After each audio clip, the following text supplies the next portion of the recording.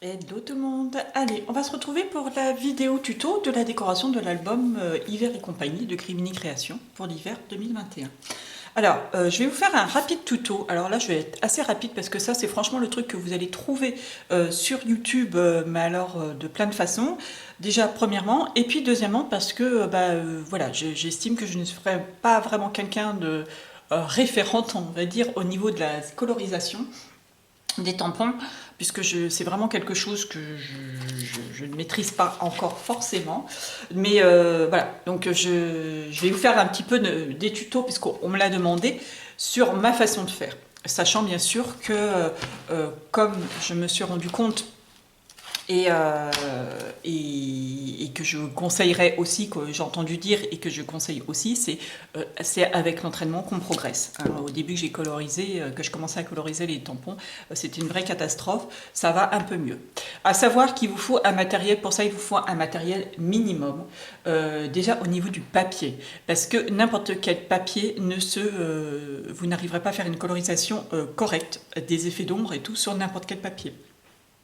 Donc il y a le papier aquarellable, vraiment qui est vendu à un certain prix dans les magasins de loisirs créatifs. Il y a le fameux papier aquarellable Action. J'en ai là-haut, j'avoue que je n'ai pas essayé, j'aime pas du tout la texture grain qu'il a, mais il faudrait que j'essaye, hein, si ça se trouve ça va parfaitement. Puis aussi le fait qu'il peluche un petit peu. Sinon, moi, ce que j'utilise et qui fonctionne très très bien, c'est le papier, ce que je me sers de papier de base. Vous savez, le papier classique, hein, imprimante. Hein, je vous l'ai montré de multiples fois lors de mes tutos, hein, de papier que vous achetez dans les magasins de bureautique, avec un minimum de grammage. Alors c'est vrai que là, je me rends compte que j'ai pris le petit, je me suis pris une chute de base, mais sinon ce que j'achète, c'est des papiers comme ça qui doivent être un petit peu plus épais, ils doivent être 180 ou 240 grammes, je crois, je sais plus. Mais voilà, ils sont assez épais et ils sont un aspect très lisse et légèrement, enfin pas légèrement satiné, mais ça fait un petit peu, voilà. On sent que c'est lisse, le feutre glisse dessus et là franchement niveau colorisation ça va, on arrive à faire quelque chose. Donc il y a vraiment le papier qui joue beaucoup au niveau de la base. Après, au niveau encre, à savoir que dès que vous allez travailler sur une colorisation, que vous allez tirer, et surtout quand vous allez travailler avec de l'eau, il vous faut une encre qui ne bave pas. Parce que si vous prenez une encre à base d'eau, enfin classique, genre Distress Oxide, par exemple, ou des Distress tout court, ce sont des encres qui sont à base d'eau. C'est très bien pour les aquareller, justement, on va faire un autre travail. Mais dès que vous allez faire un tampon, vous allez tamponner votre motif et que vous allez passer avec un pinceau humide dessus ou une encre humide, n'importe, ça va complètement effacer automatiquement, votre tampon va s'aquareller aussi et donc ça va effacer votre tampon. Donc là, autant dire, c'est l'échec assuré. Donc, ce que moi je préconise fortement, c'est les marques Memento, c'est les encres Memento. Alors, l'encre Memento a la particularité d'être une encre qui ne file pas, hein, qui ne fuse pas, voilà, qui reste, qui n'est pas aquarellable du tout. Donc, Memento, vous avez plein de marques qui font cette marque. Hein, c'est une spécificité de la marque, de cette encre. Donc, vous tamponnez votre motif avec une Memento et après vous pouvez les travailler soit avec alors les crayons de couleur, autant vous dire que là vous n'avez pas travaillé dans le milieu humide, donc il n'y a aucun problème, vous pouvez tamponner avec n'importe quelle encre, mais vous pouvez travailler avec des aquarelles, de la peinture, des encres lavables, des feutres à l'eau, etc., etc. Et vous n'aurez pas de problème de motif qui disparaît ou qui fuse, hein, ça bave de tous les côtés. Donc voilà déjà pour ça. Deuxièmement, une fois j'ai eu la question, avec quoi je tamponnais. Alors moi j'ai celle-ci, ce sont des planches de tampons. les Stamplate, un truc comme ça, je sais plus. Moi j'ai celle de Tommy Holtz. Franchement, le jour où j'ai acheté cette planche-là, ça m'a vraiment changé la vie. Ça m'a réconcilié avec les tampons. J'étais incapable de tamponner un tampon droit, correctement. Souvent il y a un tampon, quand on encre mal ou qu'on est mal positionné, ça se passe surtout sur les grands tampons. Et ben, il y a une partie qui est tamponnée et une partie qui n'est pas tamponnée. Il y avait tout le truc pour... avec un espèce de truc à angle droit pour mettre votre plaque, machin, pour retamponner exactement au même endroit. Autant dire que c'est pareil, c'était le truc tellement fastidieux que je me plantais une fois sur deux. Enfin voilà. Donc moi j'utilise cette planche-là. Si vous êtes débutante, c'est vraiment le matériel que je conseille. Enfin, franchement, si vous voulez travailler avec les tampons, si vous aimez les tampons, c'est vraiment le matériel de base que je conseille. Franchement, vous pouvez faire plein de choses, même si je n'utilise pas de façon... Alors, je vous fais très rapidement une démo de ça. Alors normalement c'est livré avec des aimants. Perso, moi, mes aimants, je les ai vite paumés, hein, j'ai dû en servir pour autre chose, je sais pas. Et puis, j'avais trouvé un petit peu les aimants que c'était un petit peu limite, dans le sens où des fois, ça arrivait que ça bouge quand même avec l'aimant. Quand on a des tampons clear qui sont souvent très collants, surtout quand ils sont neufs, ils sont souvent très très collants, ce qui fait que quand on les met sur la page au début, ils restent vraiment collés au début. Et ça soulève un petit peu la page. Et quand c'est un petit morceau ou n'importe, ça fait bouger. Donc on peut avoir un bouger. Et puis l'aimant, je trouve, il a de l'épaisseur. Et des fois, quand on veut bien appuyer, puis qu'on a l'aimant juste à côté, quand il y a un tampon qui imprime mal d'un côté, et l'aimant empêche. Bon, moi perso, j'ai trouvé la solution très récemment. Hein. Je mets des petits bouts de scotch pas double face, le truc là, le scotch de masquage. Hein. Celui-là, il vient de chez Action, ça tombe bien, il colle très très peu, donc ça n'abîme pas le support. Donc, pour mettre un tampon, le but de la planche, c'est pouvoir positionner votre tampon où vous voulez. Donc là, en l'occurrence, je n'ai pas... on va le faire après ça. Là, j'ai pas de truc imposé, donc je positionne de place imposée. Je positionne, vous voyez, il colle un petit peu, c'est ça que je disais. Et je positionne mon tampon, je prends ma memento, je vais passer sur mon tampon. Donc vous n'avez pas comme une brute, hein, alors vous frottez pas la peine de frotter parce que là ça va être essuyer l'encre là où vous l'avez mis, donc vous n'essuyez pas mais vous tamponnez petit à petit. Alors on va regarder, on va enlever l'encre à un endroit, vous tamponnez, vous appuyez bien partout avec vos doigts sur votre tampon et là vous voyez j'avais essuyé un petit peu avec mon doigt l'encre. Oh, on se dit, ah mince, mon tampon, il est mal imprimé. Alors là, catastrophe, en temps normal, si vous avez fait avec une plaque, ce qu'on peut faire aussi avec une plaque, la mienne, celle-là, elle est juste infâme, tellement elle est sale, avec une plaque comme ça, du plexi, là c'est foutu, hein, il faut recadrer, enfin bon, c'est le bordel. L'avantage avec cette plaque, c'est que votre tampon n'a pas bougé, votre feuille n'a pas bougé puisqu'elle est bien fixée. Donc vous remettez de l'encre là où vous voyez que ça n'avait pas imprimé, vous repositionnez votre tampon et là votre tampon est bien imprimé. Ça permet aussi notamment de faire travailler un tampon avec plusieurs couleurs quand vous voulez inscrire quelque chose, inscrire un mot ou n'importe, vous pouvez faire ça. Alors, notamment, ce qu'on va faire, on va faire un petit tuto, bien que je n'ai absolument pas le temps, on va faire un petit tuto sur des tampons partiels. Alors, voilà. Par exemple, vous voyez, j'ai fait... mon petit lapinou. Bon, là, je l'ai détouré avant d'imprimer. Vaut mieux imprimer avant de détourer, hein, c'est quand même plus pratique.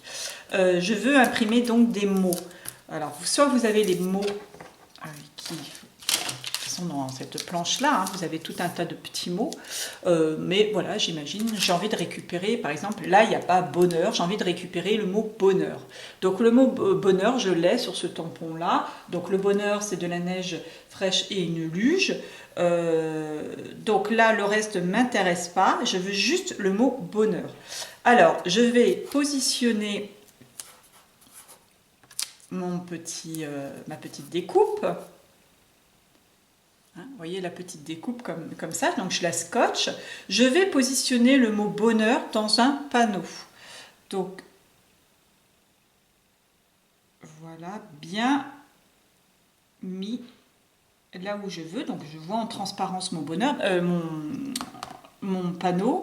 Je le positionne bien par le biais de la transparence, bien entendu. Votre partie imprimable est face au papier, hein, c'est la partie la partie du tampon qu'on imprime. Là, c'est la partie plate que j'ai au-dessus de moi.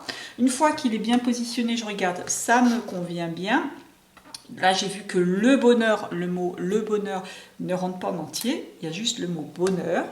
Donc, je vais l'imprimer. Si je mets de l'encre comme ça directement sur mon tampon,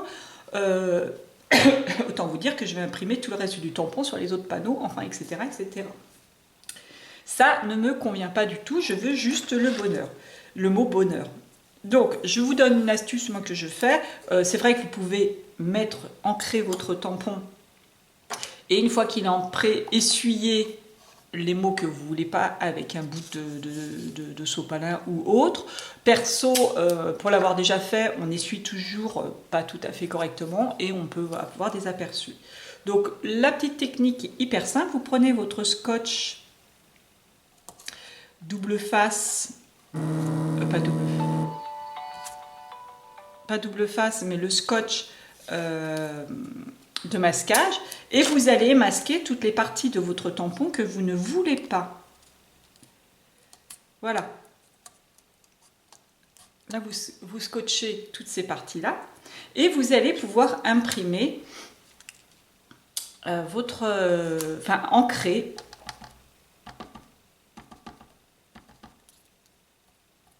voilà le mot bonheur. Bien entendu, alors vous voyez, j'ai mis de l'encre partout, donc vous enlevez votre scotch et vous allez refermer votre plaque sur votre motif, enfin sur votre papier. Vous imprimez bien le mot bonheur et voilà. Donc là, j'ai eu mon mot qui est imprimé à l'endroit exact où je voulais, et j'ai pas tout le reste du tampon qui est imprimé. Donc ça, c'est pour imprimer de façon partielle. On avait vaguement, c'est un peu le système du masquage qu'on avait vu la dernière fois sur un des tutos. Voilà. Voilà pour ça. Donc ça, c'est pour imprimer de façon partielle quand vous avez une phrase, mais que vous voulez imprimer qu'une seule partie. Alors ça, cette technique-là, vous pouvez la faire sur n'importe quoi. Par exemple, il ne fait jamais trop froid pour profiter d'une belle journée d'hiver. Moi, si j'ai pas envie d'hiver, il ne fait jamais trop froid pour profiter d'une belle journée. Vous pouvez aussi, et là... très utile aussi. Vous pouvez imprimer, par exemple, vous mettez du scotch sur jamais trop froid pour profiter d'une belle journée, par exemple. Vous imprimez d'une couleur il ne fait et hiver, ou d'hiver, je dis n'importe quoi. Mais... Et puis après, vous enlevez votre scotch de masquage, enfin, vous recouvrez du moins ce que vous avez imprimé, et vous les imprimez jamais trop froid pour profiter d'une belle journée, d'une autre couleur. Vous voyez, avec le système de scotch, vous pouvez faire tout ce que vous voulez du coup. Excusez-moi, je bois un coup parce que je vais devoir partir bientôt et je n'ai pas fini mon petit déjeuner. J'ai une journée chargée aujourd'hui. Donc, j'ai imprimé là mes petits lapinous Donc on va voir différentes façons de travailler. Là je vais avoir travaillé avec les feutres à alcool. Donc moi je prends les Twin Markers tout simplement. Franchement ils font le job. C'est vraiment quelque chose, un matériel qui coûte pas cher. Vous pouvez vous en procurer du coup beaucoup, avoir beaucoup de couleurs parce que le but quand même dans la colorisation c'est d'avoir un maximum de couleurs pour pouvoir vraiment s'amuser avec. Et à côté j'ai fait un espèce d'effet poncé, poids poncé avec de l'aquarelle, pas avec de l'aquarelle, mais avec les Distress, notamment de Distress Oxide. Celle-ci, elle n'est pas Oxide, mais c'est pas grave. Voilà, pour donner cet effet un petit peu usé. Je ne vous fais pas la démo avec les aquarelles parce que j'ai déjà fait un tuto avec des aquarelles et ni avec les crayons de couleur parce qu'en fait les crayons de couleur ça va être à peu près la même chose qu'avec les feutres, sauf que là il n'y aura pas la fusion des couleurs entre elles, donc c'est moins intéressant. Vous pouvez mélanger mais le principe restera le même, une couleur plus foncée et qui va en dégrader. Alors là j'ai pris des feutres à alcool, mais les feutres Chic Action a fait, c'est des feutres blancs, on les trouve tous encore en ce moment, avec là c'est alcool et les autres les blancs c'est à eau. Franchement j'ai acheté aussi ce à eau, je les ai pas utilisés encore. Mais voilà, donc normalement ça devrait faire le job pareil. Dernièrement, alors ils ont sorti comme ça, ils ont sorti en deux pointes. Alors la pointe comme ça, la pointe pinceau avec une petite comme ça. Et puis vous les avez les premiers. J'en avais acheté beaucoup de premiers. Vous avez la pointe comme ça, plate. Alors ça c'est bien pour les grandes surfaces, mais vraiment pour une petite surface comme ça, autant vous dire que c'est même pas la peine. Et la pointe aussi comme ça. Et dernièrement, ils les ont sortis en petit aussi. Alors cela c'est bête parce qu'ils n'ont pas de numéros. Il n'y a pas les numéros. Autant là il y a les numéros, ce qui permet de faire un nuancier, que là il n'y a pas les numéros.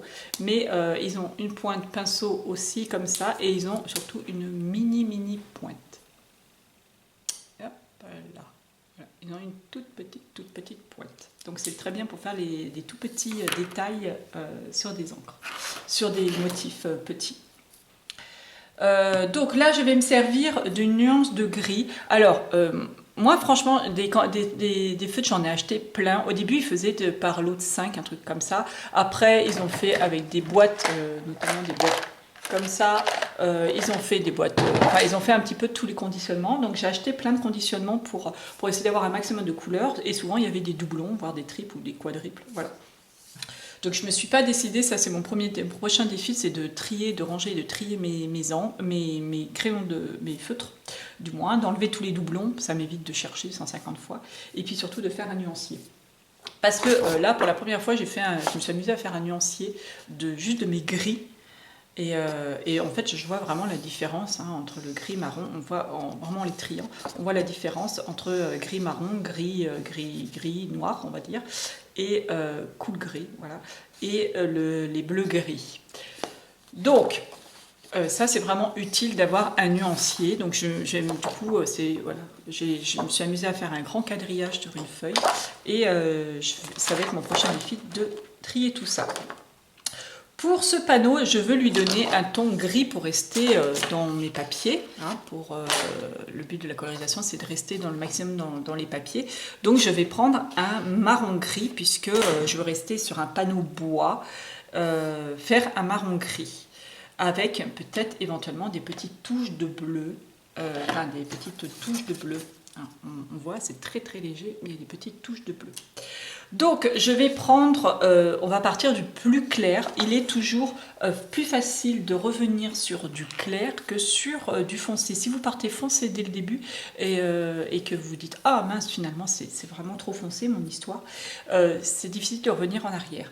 Donc il faut toujours partir sur une teinte plus claire, quitte à plus tard revenir, puisqu'on va revenir, comme on va revenir plusieurs fois sur la couleur déjà, premièrement ça va la foncer, à force de revenir dessus évidemment, plus vous mettez de couches, plus elle va être foncée, et quitte à se dire, oh bon, là elle est vraiment trop claire, mon ensemble est vraiment trop clair, je ne veux pas, ça ne me plaît pas, je vais mettre un petit peu plus de foncé. Et voilà, c'est plus facile de foncer après. Donc là, je vais prendre un qui est très très clair, c'est le WG05. Alors les WG, c'est justement les warm grey, c'est des tampons qui sont légèrement marron. Alors là, je vais pas m'embêter, je vais colorier tout. Alors celui-là, c'est vraiment un gris qui est très très très clair, hein, 0,5, il est presque blanc, mais c'est pas grave. Alors là, je vais colorier tout. Bien les bords. Au milieu, je colorie comme ça, hein, sans plus. Si c'est pas le coloriage des colliers où il faut colorier tout sans laisser de blanc. Là, à la limite, s'il reste un petit peu de blanc, c'est pas grave du tout. Ça peut vous donner un petit relief derrière. Voilà, donc je colorie tous mes panneaux et puis bien sûr mon poteau. Alors quand vous coloriez, vous essayez aussi, chose que je ne suis pas en train de faire, mais de colorier dans le même sens et dans le sens voulu. Par exemple, sur un panneau, le sens du bois sur la planche va être le long du panneau. Donc je ne vais pas colorier mon panneau comme ça de haut en bas, je vais colorier mon panneau dans le sens de la longueur. Ça, c'est dans les nuances d'ombre, je vais les donner sur le sens de la longueur, hein, pas de la hauteur, parce que la hauteur, ça va faire bizarre. Hein. Donc là, j'ai pris le 0,5, pardon, et alors je vais là maintenant mettre un ton un petit peu plus soutenu, c'est le 1, WG1. On va monter juste d'un cran par cran, d'où l'utilité d'avoir là encore un nombre suffisant de matériel. Après, il y en a, on voit hein, sur internet, qui vont carrément changer de couleur. Hein. Les couleurs sont miscibles entre elles, bien sûr. Mais voilà, j'en suis pas encore là, on va dire. Donc là, j'ai fait l'arrière de mon panneau, puisqu'on va essayer de créer des ombres. Donc les ombres, je les donné. De toute façon, quand vous avez les planches, hein, c'est éclairé par la lumière. L'arrière, automatiquement, c'est plus à l'ombre. L'arrière-plan, il est plus sombre que le premier plan. On va déterminer... Alors, vous pouvez travailler de différentes façons. Soit vous travaillez avec une lumière directe face. Donc là, les ombres vont être à trouver justement dans les coins, etc. C'est ce que j'arrive un peu plus à faire. Hein. C'est un peu plus comme ça. La lumière arrivant de face, je vais mettre des ombres sur l'arrière-plan, tout ce qui est en arrière-plan ou dans les coins. Par exemple, si je fais mon lapin, ça serait dans le pli du cou, la patte qui est derrière, là aussi, le coin de la queue, etc. Là, sur mes planches, on va dire que la couleur est pareille sur toute la planche, mais pas sur l'arrière. L'arrière-plan est plus foncé. Donc là, je sais que mon arrière-plan va être toujours plus foncé, ça va être la teinte la plus foncée.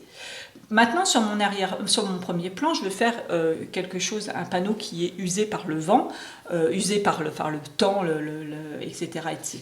Donc c'est un panneau qui a été éventuellement peint et qui, avec le temps, est délavé. Donc je vais faire les parties qui sont, par exemple, abîmées, vous voyez, avec des cassures, l'arrière du panneau. Je peux imaginer que cet arrière-là, il est pas mal usé, pas mal structuré, donc il peut être un petit peu plus foncé, dans le sens où le bois en dessous était plus foncé, hein, c'était une peinture claire qui a été mise dessus. Voilà, donc l'arrière il est un petit peu plus foncé, enfin, voilà, je dis parce que comme il est usé, il est un peu plus foncé. Voilà, donc là je vais déposer, alors vous coloriez, mais pas en s'arrêtant net, hein. Vous étirez, vous voyez, donnez des petits coups de feutre, vous voyez, mon arrêt n'est pas net. Maintenant, je vais mettre au niveau des parties qui me semblent un petit peu plus à l'ombre ou un petit peu... Enfin, là, moi, les ombres, j'ai un petit peu de mal à travailler. Je travaille un petit peu au pif. Je vais travailler surtout, je vais donner des petits coups de feutre, un petit peu de façon aléatoire, un petit peu logique, on va dire. Enfin, pas logique, mais sans logique, au contraire. Alors, les ombres, les endroits où il y pourrait être des ombres, mais aussi là, comme il n'y a pas... franchement, d'ombre, on va travailler plutôt sur une usure. Je mets un petit peu de trait, un petit peu n'importe où. Voyez, un peu comme si c'était... Je suis plus à l'aise là que sur quelque chose facile. Hein. Sur exemple le lapin, j'ai plus de mal à faire le lapin qu'un panneau usé. Hein. L'usé, ça me va bien. Là, je vais prendre une... je vais revenir à ma couleur initiale, le W05, et je vais repasser par-dessus ce que j'ai fait. Je vais recolorier encore une fois tout mon ensemble et bien passer surtout sur les transitions entre les deux feutres. Alors, je ne suis pas obligée de repasser là où j'étais passée déjà une première fois, mais là, je vais repasser surtout sur les parties que je viens de faire et sur les interruptions. En repassant, alors l'alcool travaille, met du temps à travailler. Allez, je repasse partout là, des traits, je vais repasser un petit coup dessus.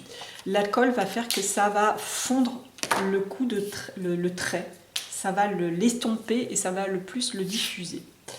Maintenant, je prends la WG2 et je vais, alors elle est de plus en plus foncée, je vais refaire pareil, je vais remettre pareil, mais moins. Voilà, je vais en mettre moins, je vais ressouligner quelques traits, mais je vais en mettre moins. Alors,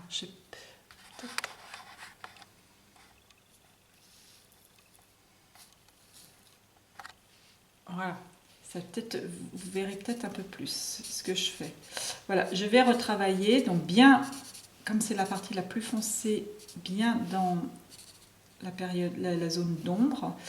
Et puis voilà, je vais redonner et vraiment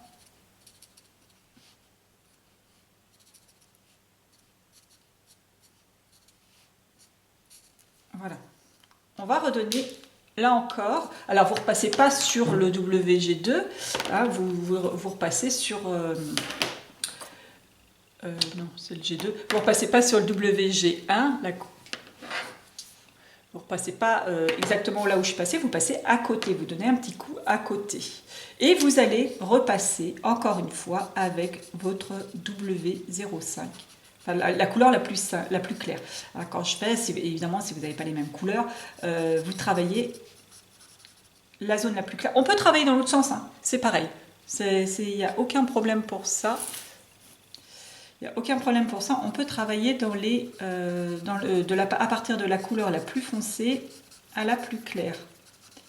Le but c'est qu'à chaque fois que vous posez une couleur, vous revenez toujours avec la plus claire pour travailler.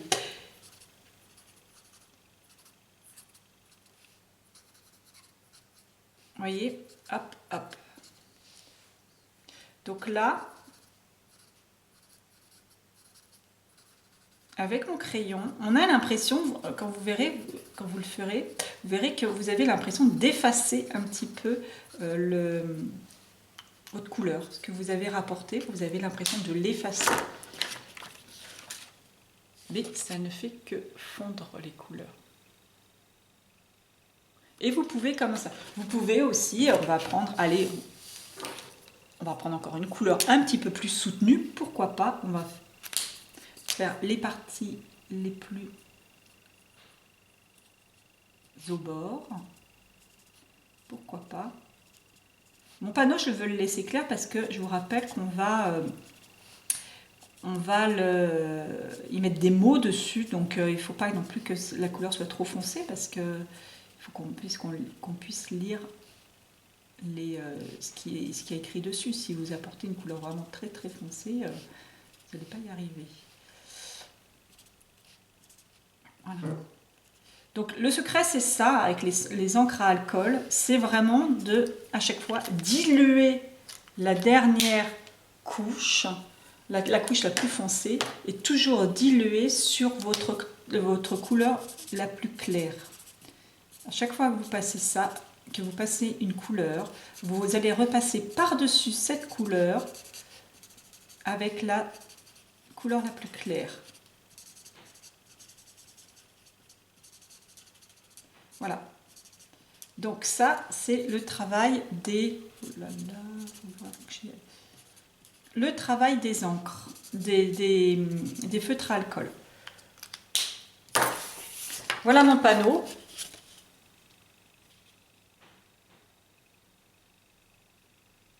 Voilà, donc avec 3 ou 4 couleurs, ou tiens, ce qu'on va faire, voilà, j'ai comment dire, mon papier qui est dans les tons bleutés, pourquoi pas, on peut imaginer aussi, je regarde sur mon nuancier, le BG1 est très en rapport avec, avec mon papier BG1. BG1, donc il a vraiment un couleur, il ressemble beaucoup à mon papier. Et ben on va mettre, pourquoi pas, des petites touches, là encore, un petit peu de façon aléatoire, par-dessus.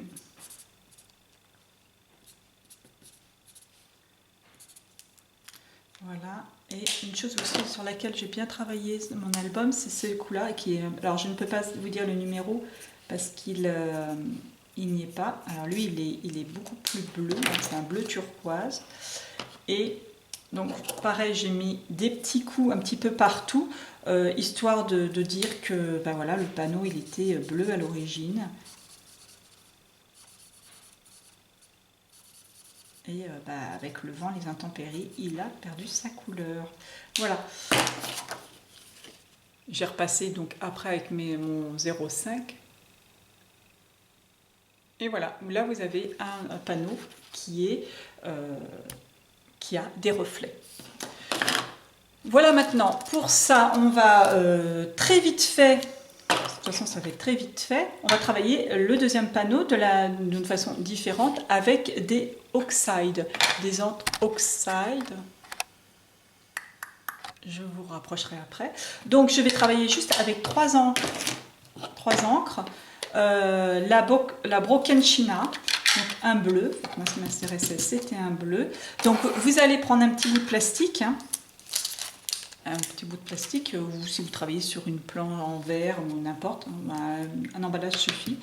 Je vais mettre un petit peu de mon pad dessus pour y déposer de la couleur des pigments. Alors celui-là, j'appuie beaucoup parce que déjà c'est pas inoxyde et en plus il est presque sec. Il a, oh, mon Dieu, celui-là il doit avoir moins 10 ans ce pad. C'est incroyable. Et je vais prendre une teinte plus claire, tie-dye, qui va lui donner un effet bois. Là, vous allez prendre un pinceau. Qu'est-ce que j'en ai fait? Un pinceau très très fin. Un pinceau très très fin.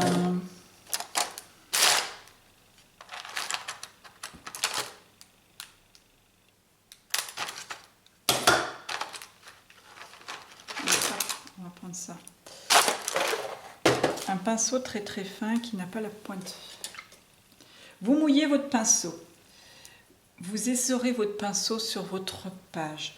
Vous allez prendre un petit peu de pigment avec le bout de votre pinceau. Vous avez plusieurs façons de travailler. Là, je prends du blanc, du bleu. Soit vous allez peindre entièrement votre panneau avec votre encre. C'est un peu comme de la peinture, comme l'aquarelle. Hein. On est sur de l'aquarelle quasiment. Hein. Si vous faites ça avec de l'aquarelle, ça fonctionne tout aussi bien. Voilà. Par exemple, on va retravailler un petit peu de la même façon qu'on a travaillé à côté avec les feutres. Là, je vais prendre une autre couleur ou une couleur plus soutenue, mais j'avais pas différentes de couleurs plus soutenues. Et puis, on va apporter, là encore, à des endroits, une couleur différente. Voilà, vous pouvez faire comme ça. Plus votre pinceau va être mouillé, plus vous allez déposer d'encre. Et là, avec du gris, hop, je peux donner des effets. Un effet, là aussi, usé. Voilà. Ça, c'est le truc classique. Hein, vous pouvez apporter des ombres, etc. etc. Si on veut donner un effet comme ça, vraiment usé, bon là je l'ai fait très très clair, hein, mais il y en a un autre que j'ai collé dans l'album, que j'ai fait plus foncé. Alors le problème c'est que quand on fait quelque chose, on a du mal à le refaire une deuxième fois.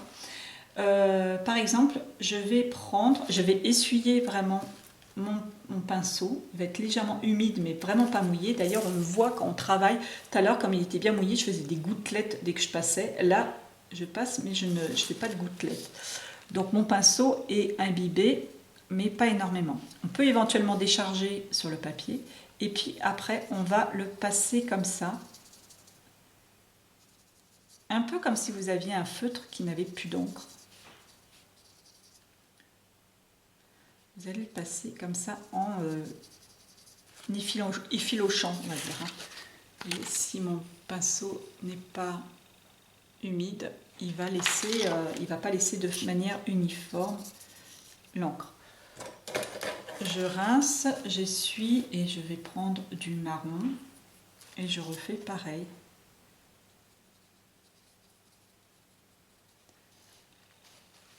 Je vais me mettre un peu plus près. Voilà.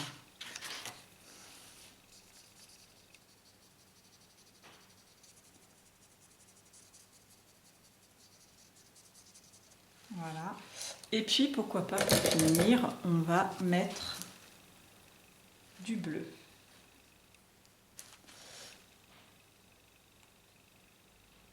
On va mettre le bleu dans les parties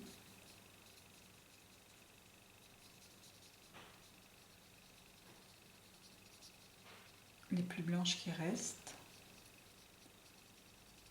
Voilà. N'hésitez pas à mélanger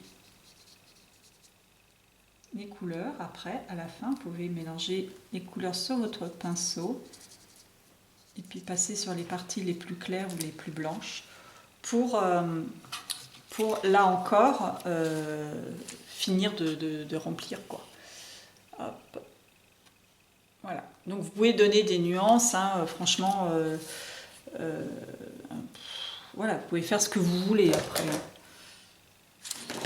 Hop là. Je recommence, je me suis rendu compte que j'ai travaillé hors caméra. Voilà. J'espère que je vais pouvoir couper cette partie-là. Je recommence. Donc, j'ai mis du bleu. Oui, du bleu sur la veste. Donc, du bleu sur la veste. Alors là, je l'ai vraiment dilué, mon bleu.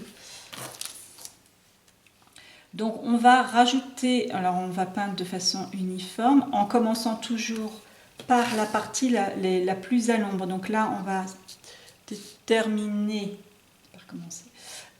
que la partie la plus à l'ombre c'est sous l'écharpe, au niveau de la boutonnière.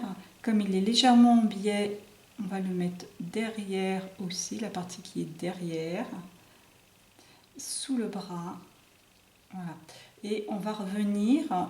Sans revenir sur les... Alors on va prendre avec le pinceau, on va descendre comme ça vers la lumière, vers la partie la plus éclairée, voilà, en évitant de surcharger, de repasser, mais on repasse, enfin sur les parties les plus éclairées du moins, mais on passe par contre plusieurs fois sur les parties les plus à l'ombre. Voilà.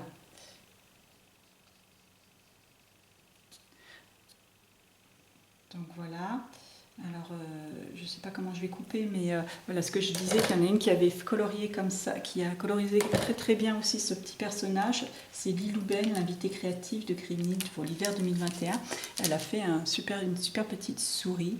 Ce qu'on peut faire pour rajouter un petit peu d'ombre encore, j'ai pris mon encre grise et je vais vraiment là venir tapoter sur les parties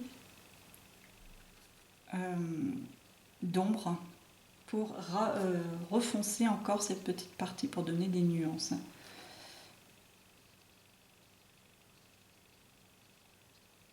Voilà. Donc c'est très vite fait.